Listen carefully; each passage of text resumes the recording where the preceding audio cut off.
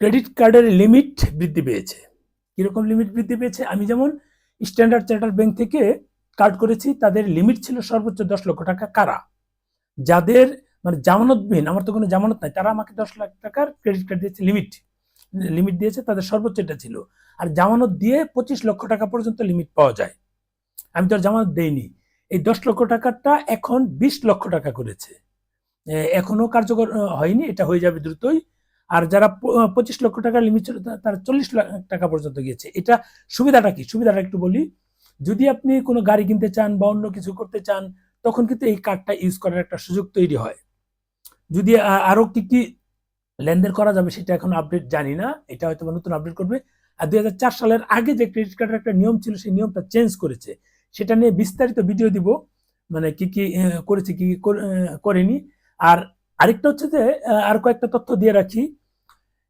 এখানে আপনি আগে যেমন ক্রেডিট কার্ড ইউজ করলে, যেমন ধরেন আপনার 50,000 টাকার লিমিট, আপনি 20,000 টাকা ইউজ করেছেন। 20,000 টাকা ইউজ করার পর, হ্যাঁ, আপনার মাসিক একটা মিনিমাম পেমেন্ট দিতে হয়। ধরুন 1,000 টাকা মিনিমাম পেমেন্ট আসলো, সেটা কোনো কারণে দেননি, যে কোনো কারণে, বা দেশের বাইরে ছিলেন, আপনার একবার একটা চার্জ ধরবে।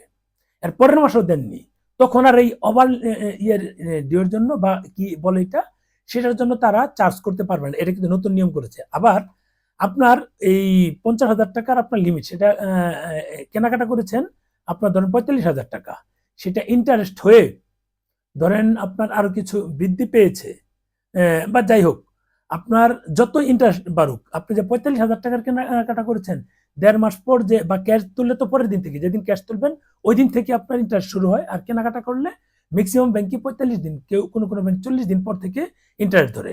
এই 40 দিন পর থেকে ইন্টারেস্ট, বা ইন্টারেস্ট যখন শুরু হয়, তখন থেকে যেটা হয় যে আপনারা যদি এই ইন্টারেস্ট না দেন, বা মূল টাকা না দেন, ওই যেটা কেনাকাটা করছে ওইটাও না দেন, যতটুকু কেনাকাটা করেছেন ঠিক ততটুকুর উপরই ইন্টারেস্ট আসবে। যদি আপনার লিমিট ক্রসও করে যায়, ধরেন 50,000 টাকা আপনার কার্ডের লিমিট, সেটা 52,000 হয়েছে, এই কারণে ওভার লিমিট বা এই সেই অমুক তমুক অনেক কিছু মিলিয়ে আগে কিন্তু এই ব্যাংকগুলো তারা নিজেদের সুবিধা অনুযায়ী চার্জ ধরতো। সেটা কিন্তু নতুন নিয়ম অনুযায়ী বাংলাদেশ সরকার, যেটা মানে এখন যে ব্যাংক আছে বাংলাদেশ ব্যাংক, সেটা অফ করেছে। আপনার চাইলে মানে লিমিট 50,000 ক্রস করেছেন, 52,000 হয়ে গিয়েছে ইন্টারেস্ট সহ, এখন সমস্ত টাকার উপর ইন্টারেস্ট তারা চাইলেই ধরে দিত। অনেক ব্যাংক ছিল, অনেকে বলবে যে না এরকম ছিল না, এটা ভুল তথ্য। আপনার, আমি তো আগে কার্ড ইউজ করেছি 2006 না 7 সাল থেকে, স্ট্যান্ডার্ড চার্টার্ড ব্যাংক আর ব্র্যাক ব্যাংকের কার্ড ইউজ করেছিলাম। তখন আমি জানি নিয়মগুলো, দুই কার্ডই ক্লোজ করে দিয়েছিলাম। তখন আসলে ইউজের নিয়মটা বুঝতাম না। এখনকার যেমন বুঝি, কার্ড দিয়ে, যেমন মিউচুয়াল ট্রাস্ট ব্যাংকের কার্ড দিয়ে আমার এই যে রিওয়ার্ডস পয়েন্ট হয়েছে, সেগুলো বিক্রি করে প্রায় 70,000 টাকার মতো আমি পেয়েছি এর আগের বছর। এই বছরও জমেছে 70-75 হাজার টাকা হয়েছে, সেটা এই বছর পেয়ে যাব আমি, এগুলো বিক্রি করব। তার মানে সিস্টেম মতো যদি আপনি কার্ড ইউজ করতে পারেন, ক্রেডিট কার্ড, তাহলে লাভবান হবেন, ওটা অসুবিধা নেই। আর তো বললামই যে আরেকটা নিয়ম হচ্ছে 16, আমি যেটা জানতাম 18 বছর নিচে হয় না, কিন্তু স্টুডেন্ট আইডি কার্ড থাকলে 16 বছরের উপরে যারা হয়েছে, বা 16 বছর বয়স যাদের হয়েছে, তারা কিন্তু সাপ্লিমেন্টারি কার্ড করতে পারবে। আমি আমার ছেলের সাপ্লিমেন্টারি কার্ডটা করে দিব।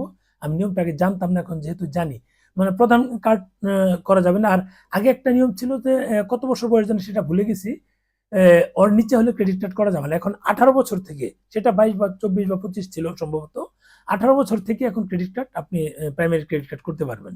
আর সাপ্লিমেন্টারি বললাম তো, 16 বছর হলেই আপনি সাপ্লিমেন্টারি কার্ড নিতে পারবেন। এ হচ্ছে হিসাব।